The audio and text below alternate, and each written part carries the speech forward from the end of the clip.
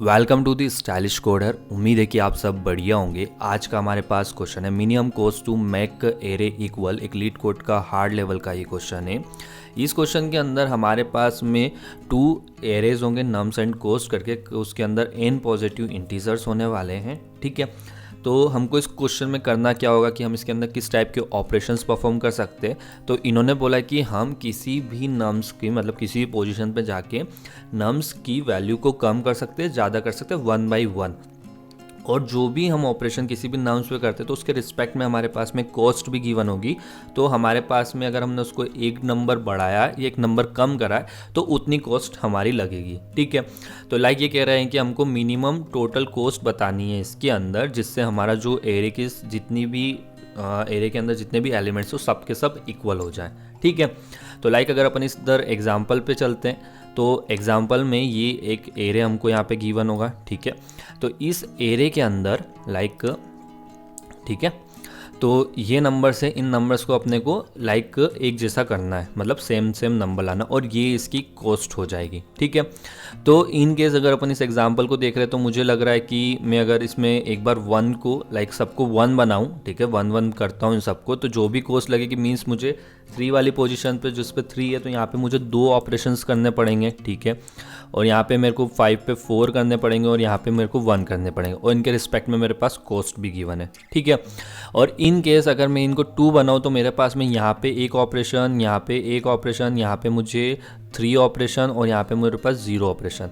तो ये ऑपरेशंस मुझे परफॉर्म करने पड़ेंगे और जो जो इनकी कॉस्ट होने वाली है उनका मुझे इससे मल्टीप्लाई करवा के और आंसर लाना पड़ेगा। ठीक है, तो लाइक इन्होंने एग्जांपल में कहा है कि ये हर नंबर को 2 डिजिट बनाना चाहते हैं। ठीक है, तो अगर मैं 1 को 2 डिजिट में करता हूँ तो इसकी जो टोटल कॉस्ट होगी वो कितनी हो जाएगी। 1 ऑपरेशन मैंने यहाँ पे परफॉर्म किया, 1 मल्टीप्लाई बाय 2। ठीक है, 3 को चेंज किया, 3 को भी मुझे 1 से ही चेंज करना है। ठीक, तो 1 मल्टीप्लाई बाय 3।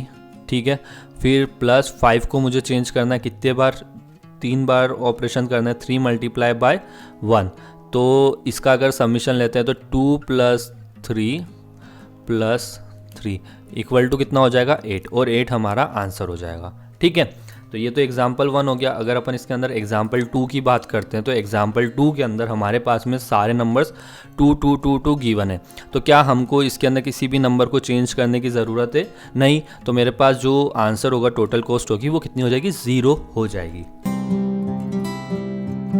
बात करते हैं इसकी सॉल्यूशन अप्रोच की। तो सॉल्यूशन अप्रोच क्या होगी, हमारे पास में इसमें गिवन होगा ये नम्स करके एक एरे है। ठीक है, इस नम्स को अपने को क्या करना है कि सारे एलिमेंट्स को इक्वल करना है। तो इन केस मैंने किसी एलिमेंट को पिक किया, मैंने 1 को पिक किया। ठीक है, अब इस 1 को पिक करने के बाद मेरे को ये जितने भी गिवन एलिमेंट्स हैं सबको 1 बनाना है।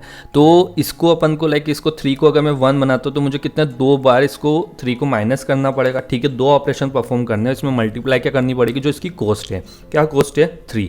तो मुझे इसको यहाँ पे जाके मल्टीप्लाई करना पड़ेगा 3 के साथ। ठीक है, तो लाइक मैं इसको ऐसे लिख सकता हूँ कि मेरे पास जो भी मुझे कॉस्ट निकालनी है तो कॉस्ट के लिए मैं क्या कर लूँगा, मेरे पास जो भी वैल्यू है, अगर 1 को मैं वैल्यू बोलता हूँ, ठीक है, इस प्लेस पे वो वैल्यू माइनस मेरे पास जो नम्स के अंदर जो आई प्लेस पे है, ठीक है, वो नम्स के यहाँ पे ये आई। ठीक है, इनका मैंने क्या करवा लिया, माइनस करवा लिया। अब इन दोनों में से जो वैल्यू है मुझे पॉजिटिव चाहिए तो मैं इसको क्या ले लेता हूँ, एब्सोल्यूट ले लूँगा इसका। ठीक है, और इसका जो भी आएगा उसको मैं मल्टीप्लाई करा दूंगा कॉस्ट आई के साथ। ठीक है, तो मेरे पास में क्या आ जाएगी कि मुझे इसको 1 बनाने के लिए जो टोटल कॉस्ट लग रही है वो मेरी ये कॉस्ट हो जाएगी। ठीक है, तो ये तो हो गई हमारे इसकी कैसे करके अपन कॉस्ट निकालेंगे। अब नेक्स्ट स्टेप क्या होगा कि मैंने इसमें अगर 1 को पिक किया है, 1 को चूज़ किया है, तो मेरे पास जो टोटल कॉस्ट निकलती है इस एरे को चेंज करने की वो हो जाती है x। अगर मैंने इसके अंदर 3 को पिक किया है तो मेरी जो कॉस्ट निकलती है वो निकलती है y। अगर मैंने इसमें 5 को पिक किया तो मेरे पास जो भी कॉस्ट निकलती है वो हो जाती है z। ठीक है, और मैंने अगर इसको 2 को पिक किया तो मेरे पास जो कॉस्ट होती है वो निकलती है a। ठीक है, अब इन चारों कॉस्ट में से जो मेरे पास में मिनिमम होगी वो मेरे पास में क्या हो जाएगा, आंसर हो जाएगा मेरा। ठीक है, तो ये चीज़ अपने को करनी है। अगर अपन इस अप्रोच के थ्रू चलते हैं कि मीन्स कि मैं इसके अंदर फर्स्ट में ये वैल्यू को पिक करूं, ठीक है, इसको पिक किया, देन इसके रिस्पेक्ट में आंसर निकाला, फिर मैंने 3 को पिक किया, फिर इसके रिस्पेक्ट में क्या होगा, फिर 5 एंड 2 ऐसे करके पिक करूंगा, तो मेरे पास जो भी मुझे कितने ऑपरेशंस करने पड़ेंगे, फर्स्ट तो मुझे n टाइम्स तो इस एरे को सिलेक्ट करना पड़ेगा, ठीक है, और जो भी मैंने सिलेक्ट किया है तो उसमें मुझे n टाइम्स चेक भी करना पड़ेगा, तो मीन्स जो मुझे कितने n स्क्वायर टाइम्स इसके अंदर लग जाएगा, ठीक है। तो क्या हम इसको थोड़े और ऑप्टिमल वे में सोच सकते हैं क्या? लाइक ये तो हो गई हमारी ब्रूट फोर्स की बात की जो अपन ने डिस्कस करी। अब क्या हम इसको थोड़ा और ऑप्टिमल वे में ले जा सकते हैं? तो लाइक अगर अपन इस प्रॉब्लम को देखते हैं तो मेरे पास में जो पॉसिबल मेरे आंसर की जो रेंज हो सकती है, वो आंसर की जो रेंज होगी वो कहाँ से कहाँ तक होगी, जो इसके अंदर सबसे मिनिमम वैल्यू होगी और जो इसके अंदर मैक्सिमम वैल्यू होगी, ठीक है। तो मेरा आंसर किसके बीच में आ रहा होगा? 1 से लेके 5 के बीच में कहीं पे मेरा आंसर आएगा, ठीक है। तो लाइक इन केस में इसके अंदर बाइनरी सर्च का यूज़ करूं, बाइनरी सर्च का यूज़ करने के बाद मेरे पास में लाइक 1 और 5 के अगर अपन बाइनरी सर्च निकालते तो क्या बनता है मेरे पास में? टोटल निकलेगा इसका मिड पॉइंट 6 डिवाइड बाई 3, तो मीट मेरे पास कितना आता है? 3, ठीक है। अब मैं इस 3 वाले पॉइंट को, 3 वाली वैल्यू को अगर मैं इस एरे के अंदर रख के देखता हूँ, मेरे पास में कॉस्ट कितनी बनती है? मेरे पास में कॉस्ट बनती ए, ठीक है, ए कोस्ट आई 3 के पास, और मैं इसमें क्या करता हूँ, जो मिड पॉइंट निकला उसके अंदर 1 प्लस करता हूँ, मीन्स कि मेरे पास 3 के अंदर 1 प्लस करूँ तो कितना 4 बन जाएगा, और इधर से जो मेरे पास कोस्ट निकलती है वो बी निकलती है, ठीक है। तो ये जो 3 है ये मेरी कोस्ट कहाँ से बता रहा होगा? मेरे पास जो मिनिमम पॉइंट होगा मेरा, वहाँ से लेके इस 3 के बीच की जो कोस्ट होगी वो आ रही होगी, 4 से मेरे पास में जो मैक्स पॉइंट होगा उसकी कॉस्ट आ रही होगी, ठीक है। अब इन केस मेरा क्या होता है कि ए ग्रेटर देन हो जाता है बी के साथ, ठीक है, ए मेरा क्या हो गया? ग्रेटर देन हो गया। तो इस केस में मैं कह सकता हूँ ना, मुझे इधर वाली साइड की कॉस्ट को चेक करने की ज़रूरत नहीं है, मुझे सिर्फ इधर वाली साइड को देखना है। तो इस टाइम पे जो मेरे पास जो सीक्वेंस होगी, मेरे पास जो मिनिमम हो जाएगा या जो भी अपन लेफ्ट बोलेंगे वो मेरा क्या हो जाएगा? मीट प्लस 1 करके हो जाएगा, ठीक है। चल जा भाई, मीट प्लस 1 हो जाएगा। और इन केस मेरे पास इसकी अपोजिट कंडीशन होगी तो उसमें जो मेरे पास में राइट पॉइंट होगा, राइट पॉइंट को अपन क्या कर देंगे, यहाँ से अपन उसको ये बना देंगे मिड, ठीक है। तो ये इस चीज़ को अपन अपने कोड के अंदर कर रहे होंगे, ठीक है। तो चलिए करते हैं इसको कोड में। तो चलिए लिखते हैं इसका कोड। तो फर्स्ट में अपन अपनी बाइनरी सर्च के लिए लाइक पॉइंटर्स चाहिए तो वो डिफाइन करते हैं। तो INT एक हो जाएगा मेरे पास में लेफ़्ट, दूसरा पॉइंटर हो जाएगा मेरे पास में राइट, ठीक है। और इन लेफ़्ट और राइट की वैल्यू क्या होगी? जो मेरे पास नम्स के अंदर मैक्सिमम और मिनिमम वैल्यूज़ होगी वो, तो मुझे इसको क्या करना है? डिफाइन भी करना पड़ेगा। सो फर्स्ट अगर अपन देखते हैं कि मेरे पास जो लेफ़्ट की वैल्यू क्या होगी, इसको मैं मैक्सिमम असाइन करता हूँ जो मेरे पास में गिवन कंस्टेंट होंगे, ठीक है। 10⁶ है तो मैं इसको एक डिजिट ज़्यादा कर दूंगा लेफ़्ट को, एंड राइट को मैं जो इसके में मिनिमम वैल्यू है 1, तो 1 से एक डिजिट कम। तो लाइक क्या हो जाएगा मेरा जो लेफ़्ट होगा वो होगा लाइक 1 0 0 0 3 4 5, ठीक है। एंड जो राइट होगा वो कितना हो जाएगा? 0। अब मैं क्या करता हूँ, इसके अंदर वैल्यू असाइन कर लेता हूँ कि मतलब जो सी वैल्यू मुझे चाहिए रेंज निकाल लेता हूँ लेफ्ट एंड राइट की। तो INT नम्स, ठीक है। अब इसके बाद जो लेफ़्ट पॉइंट होने वाला है वो हो जाएगा मैथ डॉट मीन, इसमें होगा हमारा लेफ़्ट, और जो मेरे पास में नम आ रहा होगा वो, ठीक है। अब इसके बाद जो मेरे पास में राइट होगा वो क्या होगा? मैथ डॉट मीन मैक्स होगा, ठीक है। और ये होगा मेरे पास में राइट, और ये होगा मेरे पास में नम, ठीक है। तो यहाँ से हमारे पास में रेंज आ गई लेफ़्ट एंड राइट की, ठीक है। अब इसके बाद अपन बाइनरी लगा सकते हैं, बट इन केस मेरे पास में सारे के सारे नंबर्स इक्वल है, मींस मेरे पास में जो एग्जांपल 2 में गिवन था 2 2 2 2 करके रेंज थी, ठीक है। तो उसमें हमारा लेफ़्ट भी 2 होगा, राइट भी हमारा 2 होगा, तो उसमें अपन बाइनरी सर्च को नहीं कर सकते। तो अपन क्या करते हैं कि फर्स्ट में अगर इस टाइप का केस बनता है तो अपन एक बार उसको पहले चेक कर लेते हैं, ठीक है। तो मैं यहाँ पे एक लॉन्ग आंसर बना देता हूँ, ठीक है, 0L करके, ठीक है। तो ये मेरा आंसर हो गया। मैं यहाँ पे एक फोर लूप लगाता हूँ और मैं 0 वाली पोजीशन को छोड़ के चेक कर लेता हूँ। INT I = 1, I tends to मेरा कहाँ तक जाएगा? जो मेरे पास नम्स डॉट लेंथ होगी वो चेक, ठीक है, और I++ हो जाएगा, ठीक है। अब इसके अंदर अपन आंसर प्लस इक्वल टू क्या कर देंगे? जो भी मेरे पास में इसके अंदर होने वाला है वो, ठीक है। तो मीन्स अपने को लाइक निकालनी टोटल कॉस्ट कैसे निकाल लेंगे अपन? मैथ डॉट एप्स, ठीक है, वैल्यू में हो जाएगी हमारी नम्स 0, ठीक है, इसमें से माइनस कर रहे होंगे हम नम्स I को, ठीक है। और इसके बाद अपन मल्टीप्लाई कर देंगे किसका? कॉस्ट का। कोस्ट आई का। तो हमारे पास में उस पर्टिकुलर आई पे उसकी टोटल कॉस्ट आ जाएगी। ठीक है, ये आ गई। अगर इन केस मेरे पास में ये कॉस्ट लाइक मेरे पास सारे के सारे नंबर अनइक्वल है, ठीक है, तो उस केस में भी तो मुझे चेक करना है। तो मैं यहाँ पे क्या करता हूँ, मैं यहाँ पे वाइल लूप लगाता हूँ। ठीक है, वाइल लूप लगाने के बाद जो मेरा लेफ़्ट और राइट, ठीक है, अगर ये दोनों इस कंडीशन को सेटिस्फाई करेंगे तब जाके इनको चेक करना है।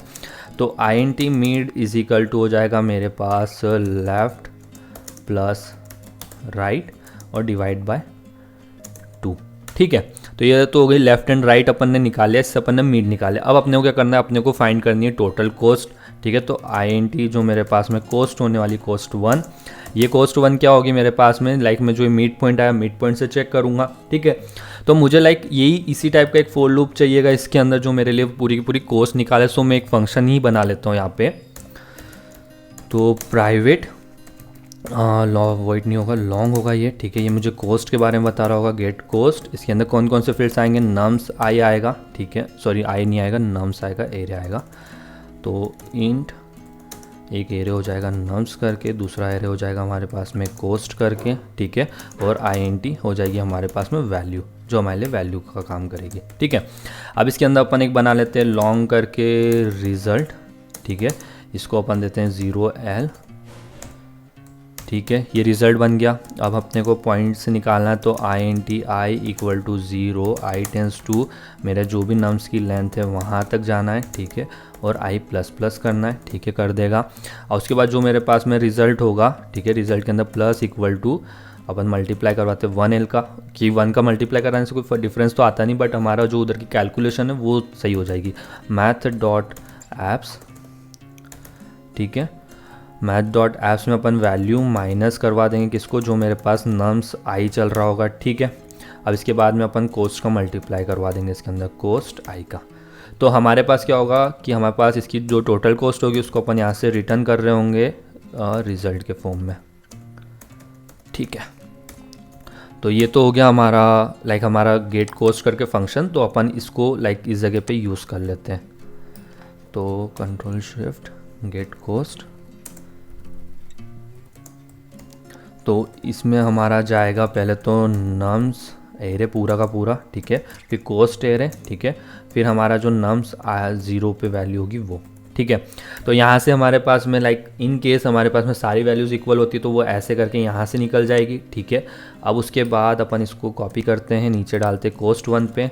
ठीक है, तो यहाँ पे अपन किसको भेज रहे होंगे, हम यहाँ पे भेज रहे होंगे हमारे मिड पॉइंट को। ठीक है, ये हमारा मिड चला जाएगा यहाँ से। और नेक्स्ट में अपन यहाँ से वापस निकालेंगे long cost 2 equal to get cost, और यहाँ पे अपन कर देंगे मिड प्लस 1 को। ठीक है, और यहाँ पे अपन ने आई थिंक इसको इंट की जगह यहाँ पे आएगा लॉन्ग, ये हो जा भाई लॉन्ग। ओ स्पेलिंग में बहुत। ठीक है, तो ये हमारे पास में कोस्ट 1 एंड 2 आ गई। और जैसा अपन ने डिस्कस किया था कि इफ़ जो कोस्ट 1 मेरी क्या होती है, अगर ग्रेटर देन होती है कोस्ट 2 से, तो उस केस में अपन क्या कर देंगे, हमारा जो लेफ़्ट पॉइंट है अपन उसको बना देंगे मिड प्लस 1। ठीक है, अगर दूसरा केस होता है एल्स वाला होता है तो अपन जो हमारा राइट होगा उसको अपन बना देंगे मिड। ठीक है, तो ये तो हो गई बात। अब हमारे पास जो ये आंसर है, इस आंसर की बात करते हैं। अभी तक तो अपन ने हमारे पॉइंटर्स को हिलाया। अब जो भी हमारा जो भी आंसर होगा, answer is equal to math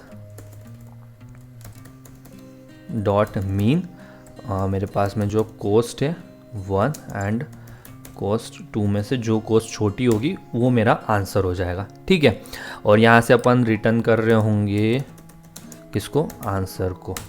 ठीक है, तो ये तो हो गया हमारा कोड। एक बार रन करके देख लेते कि सिंटेक्स एरर तो नहीं करी अपन ने। ठीक है, हमारे दोनों के सक्सेसफुल चल गए। कर दो इसको सबमिट। तो यहाँ पे हमारा आज का कोड भी सक्सेसफुल सबमिट हो चुका है। तो बात करते हैं टाइम एंड स्पेस कॉम्प्लेक्सिटी की, वो क्या हो रही होगी हमारे इस प्रॉब्लम में। ठीक है, तो यहाँ पे अपन ने एक प्राइवेट मेथड बनाई थी गेस्ट कोस्ट करके। ठीक है, ये यहाँ से यहाँ तक रन किया। तो इसके अंदर अपन ने एक फोर लूप लगाया। ठीक है, फोर लूप हमारा कितनी टाइम्स चल रहा होगा, n टाइम्स चल रहा होगा। तो मीन्स इस फंक्शन की जो टाइम कॉम्प्लेक्सिटी होगी वो कितनी O(n) हो रही होगी। ठीक है, अगर हम इसके नीचे वाली जो मेन मेथड से अगर उनकी बात करते हैं तो हमने यहाँ पे एक लाइक फर्स्ट में देखो यहाँ पे अपन ने एक फोर लूप लगाया है, ठीक है। ये कितनी टाइम्स चल रहा होगा, हमारा n टाइम्स चल रहा होगा, ठीक है। उसके बाद हमने लॉन्ग आंसर करके निकाला, तो यहाँ पे भी हमारी जो टाइम कॉम्प्लेक्सिटी हो रही होगी वो कितनी o n हो रही होगी, ठीक है। उसके बाद हमने यहाँ पे बाइनरी सर्च को इम्प्लीमेंट किया, तो बाइनरी सर्च हमारी कितनी टाइम्स चल रहा होगा, बाइनरी सर्च हमारा रन कर रहा होगा log n टाइम्स, ठीक है। तो इसके अंदर जो ये n है, इस n का मीन ये हो जाएगा कि मेरे पास में कि मैंने कितने टाइम्स इसके अंदर लाइक कितने मीट पॉइंट्स निकाले, कितनी टाइम्स करा, वो log n बोल रहा हूँ मैं, उसको n ही बोल रहा हूँ क्योंकि इट्स डिपेंड्स, हमारी जो भी साइज़ होगी उस पर डिपेंड कर रहा होगा, ठीक है। उसके बाद हम इसके अंदर लाइक एक बार गेट कोस्ट किया, ठीक है, और एक बार गेट कोस्ट किया, मीन्स n और n यहाँ पे, तो like log n multiply by होगा n से, ठीक है। तो इधर की अगर टाइम कॉम्प्लेक्सिटी देखते तो हमारे पास n log n हो जाएगी, ठीक है। अगर हम बाहर से कॉम्प्लेक्सिटी निकालते तो O N plus O N, तो अगर इसमें से जो बड़ा होता है अपन उसको रखते हैं और जो छोटी होती है उनको नेगलेक्ट कर देते हैं, तो हमारी जो टाइम कॉम्प्लेक्सिटी बनेगी वो बन रही होगी एन लॉग एन करके। तो ये तो हो गई हमारी टाइम कॉम्प्लेक्सिटी। अगर हम बात करते स्पेस कॉम्प्लेक्सिटी का, तो हमारे जो कोड में हमने कहीं भी कोई एडिशनल डेटा स्ट्रक्चर का तो यूज़ करा नहीं, हमने जो भी यूज़ किया तो उसमें सिर्फ वेरिएबल डिफाइन किए, तो मीन्स जो हमारा स्पेस कॉम्प्लेक्सिटी होगी हमारे कोड की वो हो रही होगी कांस्टेंट, मीन्स O1, ठीक है। तो गाइज़ ये था हमारा आज का सॉल्यूशन। उम्मीद है कि आपको हमारा सॉल्यूशन अच्छा लगा होगा। फिर मिलते हैं किसी और वीडियो साथ, तब तक के लिए बाय।